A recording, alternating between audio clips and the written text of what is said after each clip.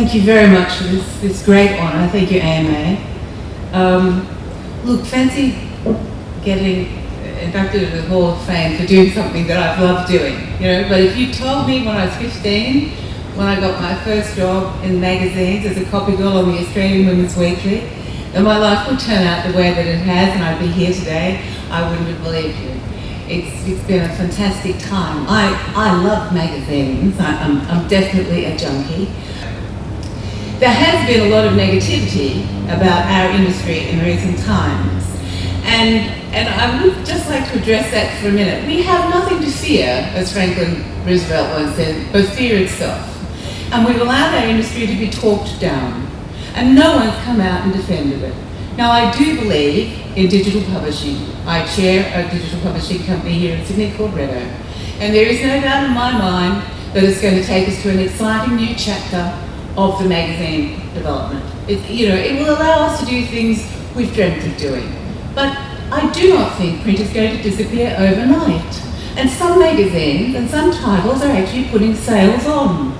Ida, congratulations on your induction into the Hall of Fame. Thank you. We've just heard you make an impassioned speech to the room about believing in the industry, believing in print, and the possibilities that digital opens to publishing.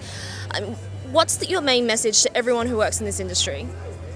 But you have to remember what we do. We produce wonderful products, and I don't think print is going to vanish overnight. I do believe that digital publishing will allow us to enjoy an exciting new chapter in our development, and that the two can be compatible together. I think we've allowed the magazine industry to be talked down by the negativity that's around regarding newspapers. But newspapers are quite a different kettle of fish to magazines. And if we talk about, look at all these magazine titles behind us, if we talk about women in magazines, we know that women regard their favourite magazine as a best friend. That has not changed. Women still see their favourite magazine as a best friend. And she picks it up and she believes it, and she loves being entertained by it, and she laughs with it, and sometimes she sheds a tear with it. But it's all there. And certainly there are challenges that we have to face in the industry. The advertising revenue is not as good as it should be, but that means we've just got to be a little more creative in our pitch. We have to think up even better ideas that will encourage advertisers to come with us. Yes, we know there's lack of consumer confidence at the moment, but that's the way it often is. We go through these ups and downs as far as consumers go. But in terms of the readers who love their titles, I don't think they've changed.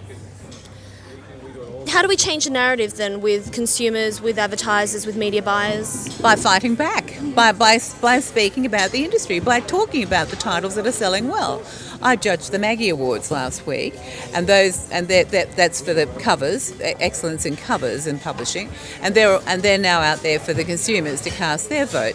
But one of our judges represented the news agencies, and he told us that a lot of the titles were selling particularly well. Well, we never hear about that, do we? No one talks about it in the industry. If you read the media sections in the various publications, nobody's talking about this, but there are a lot of titles that are actually putting on sales. Print is not dead.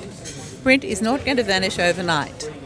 And we've always been under threat by new developments in media. We've been told that that was the end of ours. Radio's coming, then there was black and white television, then there was colour television, and we've survived. We've all learnt to work together. We've worked with each other. We've taken little bits and pieces of what's best about each other and used them for our own advantage. And now, with digital publishing, we have this again. So we have to say, look, we're at a very exciting stage of our development. We have a lot of things to offer. We can offer you print in combination with digital. We can give you a bigger reach. We can do more creative things for your advertisement.